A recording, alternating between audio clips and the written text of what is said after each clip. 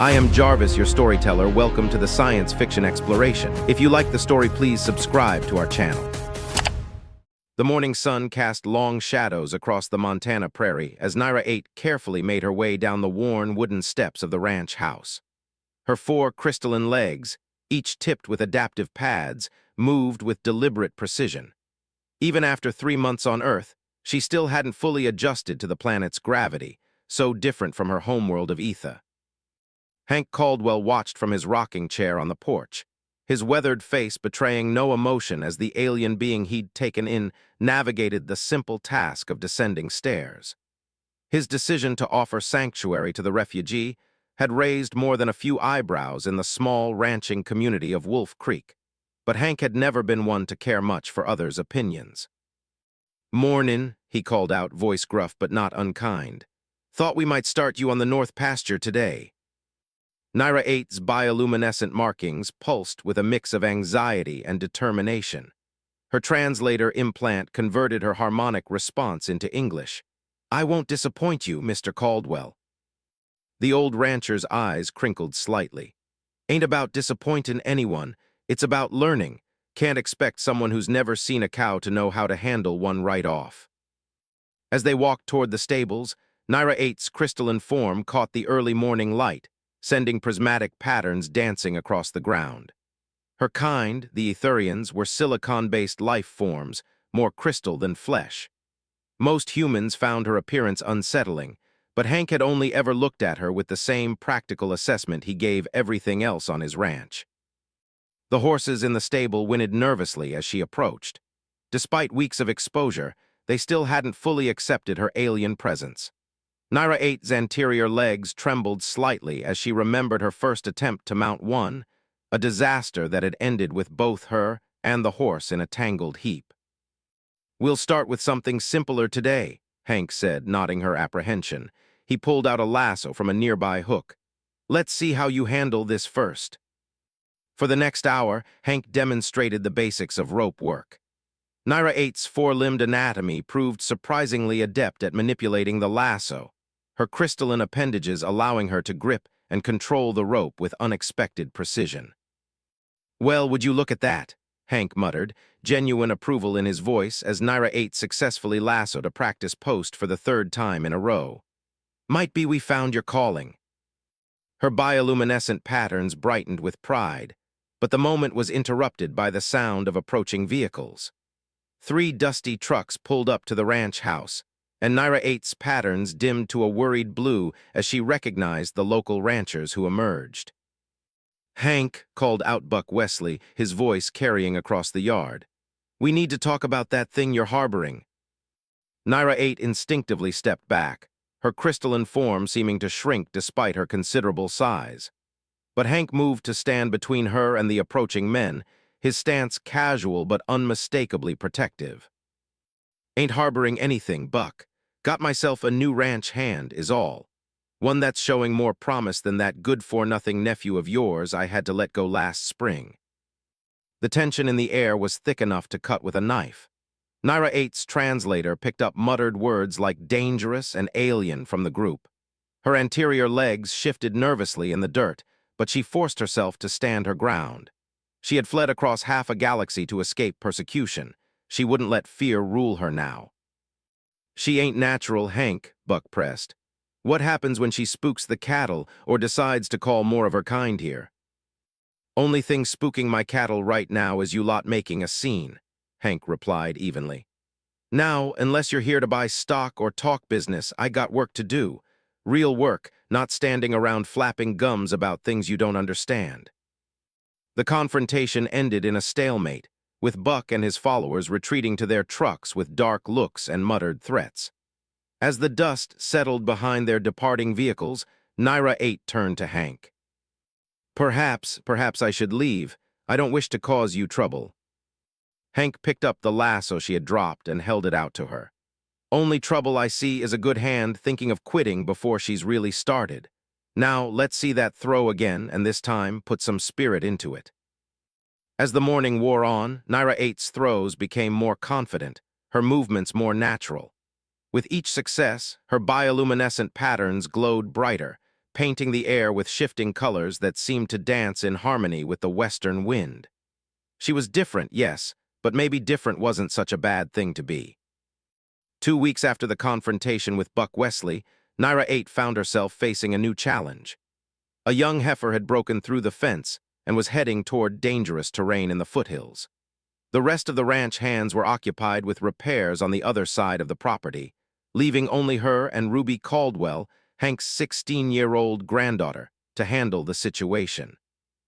"We can't let her get into the ridge system," Ruby said, already moving toward the stables. "There are mountain lions up there."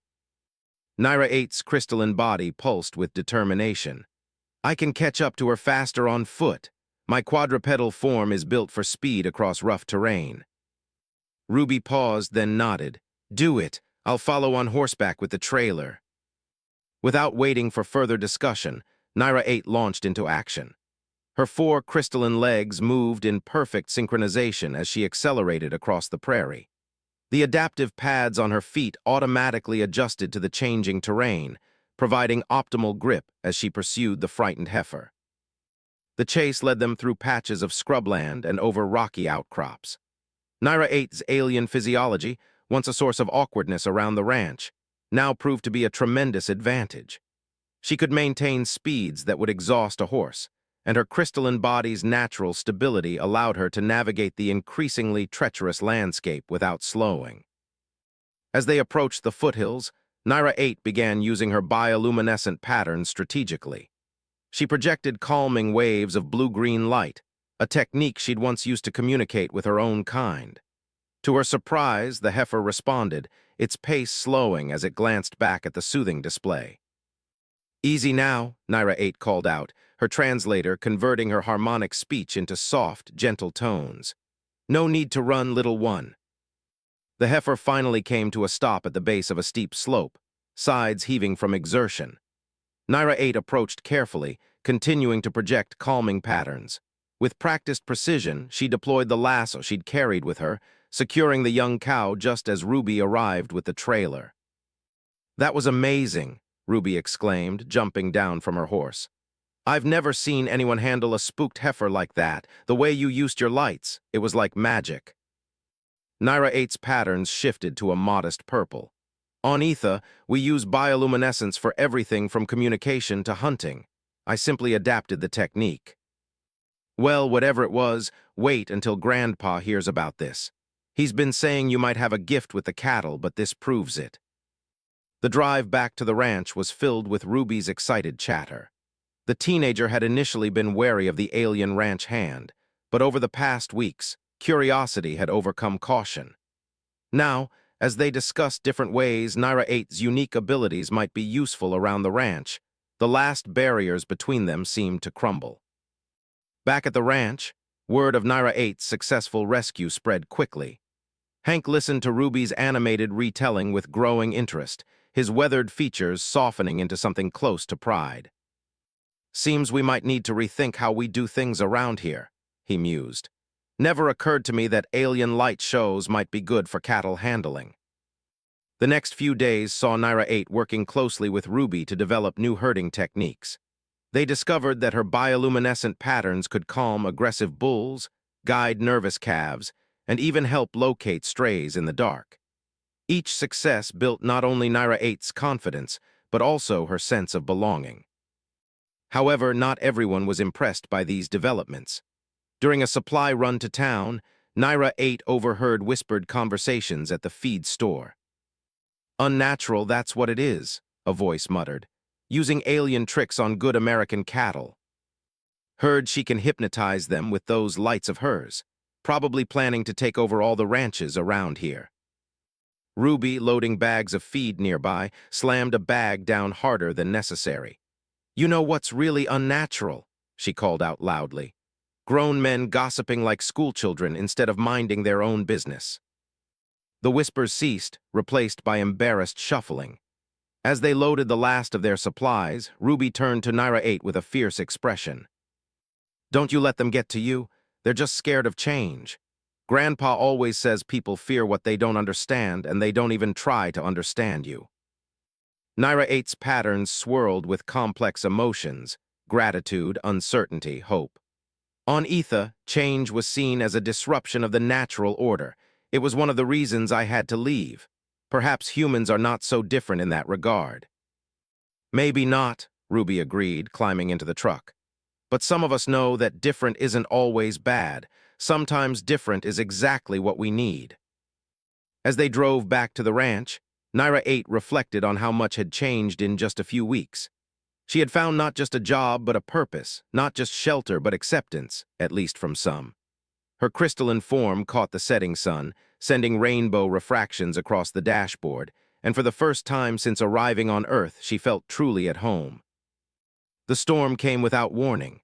One moment, the Montana sky was clear. The next, a wall of dust and debris charged across the prairie like an angry titan. Naira 8's crystalline sensors detected the atmospheric pressure drop before the human weather systems could issue an alert, and her patterns flashed urgent red. "Mr. Caldwell," she called through her translator, finding Hank in the barn. "A massive dust storm is approaching from the northwest, the cattle in the high pasture." "How long?" Hank interrupted, already moving toward the stable. 20 minutes, perhaps less." Hank's face hardened.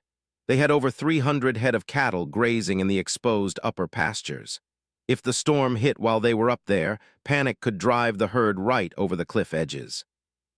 "Ruby," he shouted, "sound the emergency horn, we need everyone." The ranch burst into frenzied activity as the warning horn echoed across the property. Ranch hands emerged from various tasks, running for horses and equipment. But Naira 8 could see they wouldn't all make it in time. The storm was moving faster than she'd initially calculated. "The cattle are already getting spooked," she reported, her crystalline body picking up the distant vibrations of nervous hooves. "We can't wait." Hank nodded grimly. "Go, do what you can to keep them calm. We'll be right behind you." Naira 8 launched into a full gallop, her 4 legs eating up the distance across the ranch. Her crystalline form allowed her to move faster than any horse, especially over rough terrain. As she ran, her mind raced through possible solutions. The storm would drive the cattle east toward the ridge system. They needed to redirect the herd south toward the sheltered valley. The wind was picking up as she crested the hill to the high pasture. The cattle were already bunching together, nervous energy rippling through the herd. In the distance, the storm wall loomed like an approaching mountain, brown and terrible. Without hesitation, Naira 8 began projecting her bioluminescent patterns. Blues and greens rippled across her crystalline body, creating waves of calming light that cut through the growing gloom. The nearest cattle responded, their movements becoming less erratic. But then the storm's leading edge hit. The sudden darkness and howling wind sent a wave of panic through the herd. A young bull bolted and others followed. The stampede had begun. Naira 8 raced alongside the thundering mass of cattle, her patterns now pulsing with intense, directed light. She couldn't stop the stampede. There was too much panic, too much chaos, but maybe she could guide it. Through the swirling dust, she caught glimpses of riders approaching, Hank, Ruby, and the other ranch hands. They were trying to form a containment line, but the storm made coordination nearly impossible. Someone's horse reared in the chaos, throwing its rider. Making a split-second decision, altered her bioluminescent display. Instead of calming patterns, she began projecting sharp, angular designs in brilliant white, a warning display used by her people during Etha's magnetic storms. The cattle nearest to her shied away from the harsh light. "This way," she called to the riders, her translator's volume at maximum. "Help me funnel them south." Understanding dawned on Hank's face. He began shouting orders, and the ranch hands repositioned themselves. Together with Naira 8's light display, they began forming a moving barrier, gradually turning the stampede away from the deadly ridges. The next 10 minutes were a blur of dust, thunder, and desperate coordination. Naira 8's crystalline body ached from the effort of maintaining both her speed and the intense light display. Dust scratched at her sensors, and the wind threatened to knock her off balance, but she didn't dare stop. Finally, the herd began entering the sheltered valley. The natural windbreak formed by the hills helped calm the cattle. and Naira 8's gentler patterns encouraged them to bunch together in the relative safety of a large grove. As the storm raged overhead, Hank did a quick count. Thanks to their quick action, they hadn't lost a single head of cattle. The throne rider, young Tom from the neighboring ranch, had only minor injuries. When the dust finally settled, Hank found Naira 8 sitting quietly at the edge of the grove, her patterns dim with exhaustion. Her crystalline form was scratched and dulled by the storm, but her sensors still tracked every movement of the cattle. "Never seen anything like that," Hank said quietly, sitting down beside her. "Way you worked with the whole team, using your lights to supplement our regular methods. That was something special." "I was afraid," Naira 8 admitted, her translator voice soft. "Not of the storm, but of failing you, of proving those who doubt me right. Only thing you proved today is that you're one hell of a rancher." Hank placed a weathered hand on her crystalline shoulder. "Don't matter if you got 2 legs or 4, skin or crystal. What matters is what you do when things get rough." As if in agreement, a low moo echoed from the gathered herd. The cattle had begun to settle, finding comfort in their numbers and the lingering glow of Naira 8's calming patterns. Above them, the storm was finally moving on, revealing patches of star-filled sky. Ruby appeared with canteens of water and protein packs for the humans, and a specialized mineral solution for Naira 8. As they sat together in the aftermath of the crisis, Naira 8 realized something had changed.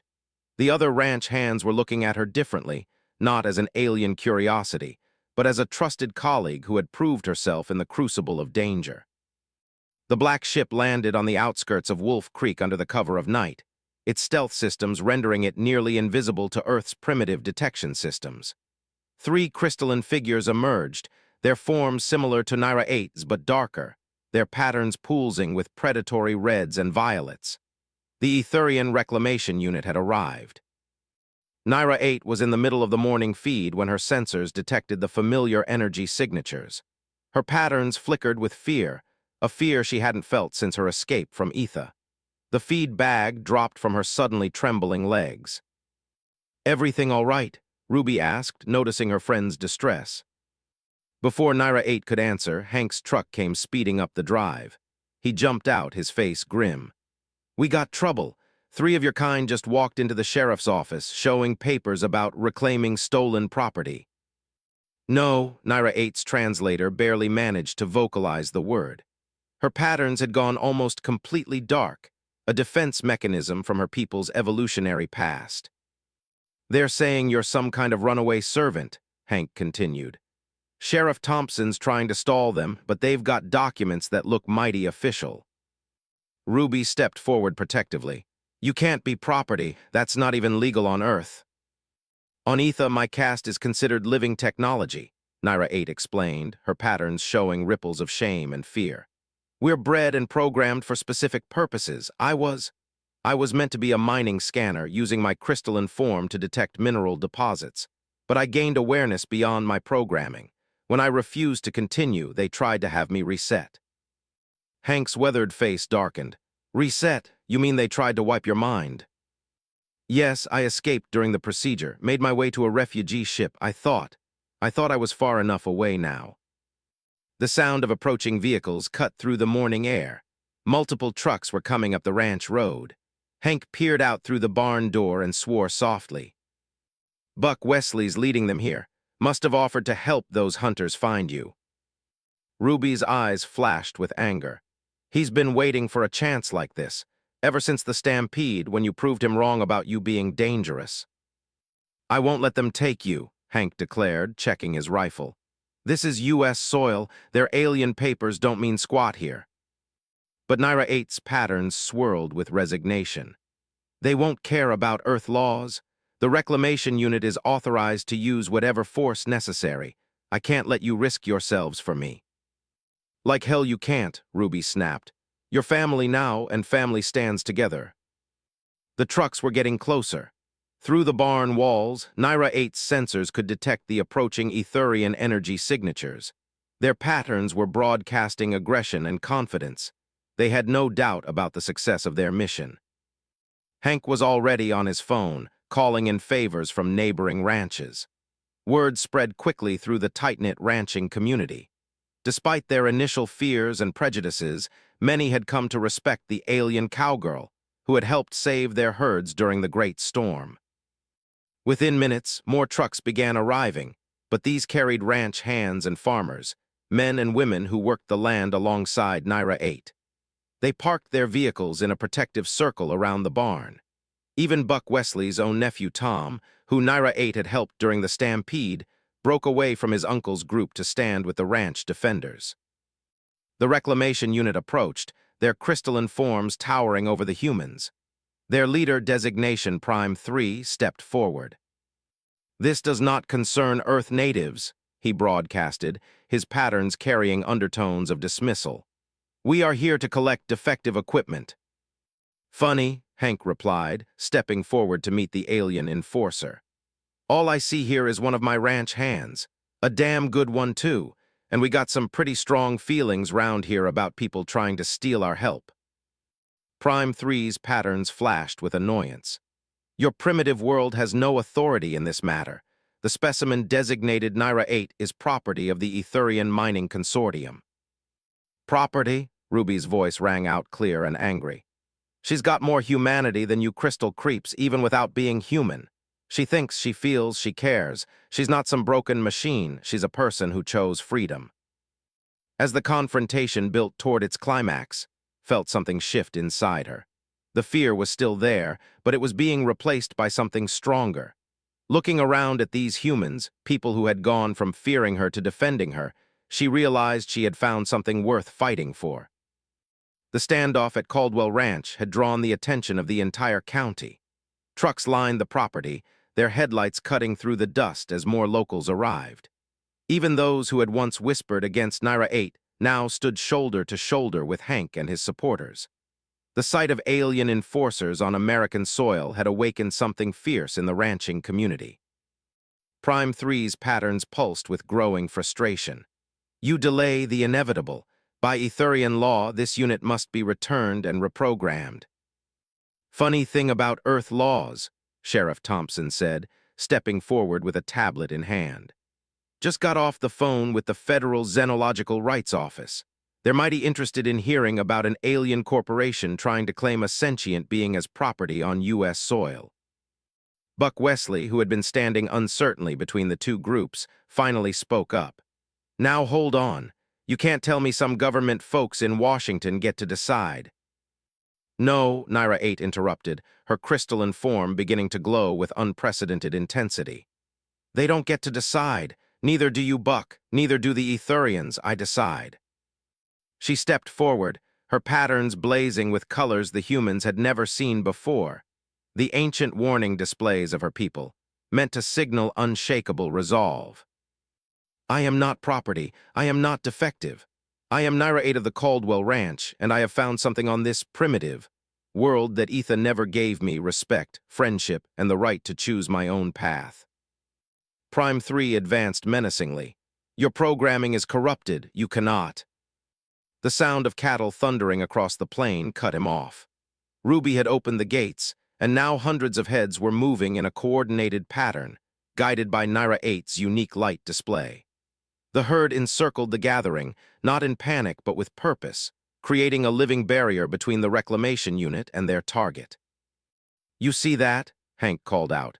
"That's not programming, that's innovation. That's someone finding their own way to do things, making something new. Ain't that what evolution's supposed to be about?" The cattle continued their coordinated movement, responding to subtle changes in Naira 8's bioluminescence. It was a demonstration not just of control, but of communication and cooperation between species that should never have been able to work together. Prime 3's patterns showed confusion for the first time. "This is unprecedented. The mining programming should not allow for such adaptations." "Because it's not the programming doing this," Naira 8 replied. "It's me. We're not just machines, Prime 3. We never were. Deep down, you know this. How many others have you reclaimed who were simply trying to grow beyond their assigned purpose?" The question hit home. Prime 3's patterns flickered with uncertainty, and his two companions shifted uncomfortably. Around them, the cattle continued their peaceful but imposing display of solidarity, guided by the gentle pulses of Naira 8's lights. The consortium. Prime 3 began, but his patterns betrayed his wavering resolve. "Cannot reach you here," Sheriff Thompson interjected. "Earth's got treaties with Ether, sure, but they don't cover claiming sentient beings as property. You force this issue, you'll be the ones breaking galactic law." A tense silence fell over the gathering. Then, slowly, Prime 3's aggressive red patterns faded to a more contemplative blue. Perhaps there are matters here that require further review. The consortium's directives may need reassessment. "Sounds like a fine idea," Hank said firmly. "Meanwhile, Naira 8 stays right here where she belongs." As the reclamation unit retreated to their ship, the tension broke like a summer storm. Cheers erupted from the gathered ranchers. Buck Wesley, looking somewhat sheepish, approached Naira 8. "Reckon I might have been wrong about some things," he admitted gruffly.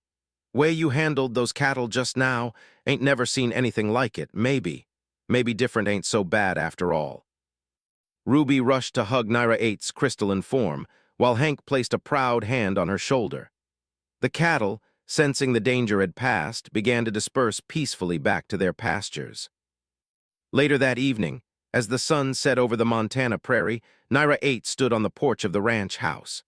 Her patterns glowed with contentment as she watched the last of their supporters heading home, their truck lights drawing lines across the darkening landscape. "You know," Hank said, settling into his rocking chair, "been thinking about expanding the ranch's operations. Lot of other ranchers asking if you might be willing to teach their hands some of your cattle handling techniques." Naira 8's patterns brightened. "You mean?" "Figured we might start a training program. Show folks how to work with cattle using some of your methods, combined with traditional ranching. Could call it the Caldwell-Naira method." Ruby, who had been listening from the doorway, grinned. "And here I thought hearts and minds couldn't be changed." "Sometimes," Naira 8 replied, her patterns painting the porch with warm, gentle light. "All people need is a chance to see things differently. To realize that progress doesn't mean losing what you have, it means building something better together." As night fell over the ranch, Naira 8's bioluminescence merged with the starlight above, a reminder that on this small patch of Earth, something unprecedented had taken root. A future where differences weren't just tolerated, but celebrated. She had found more than just freedom. She had found a way to help others grow beyond their own limitations, one small step at a time.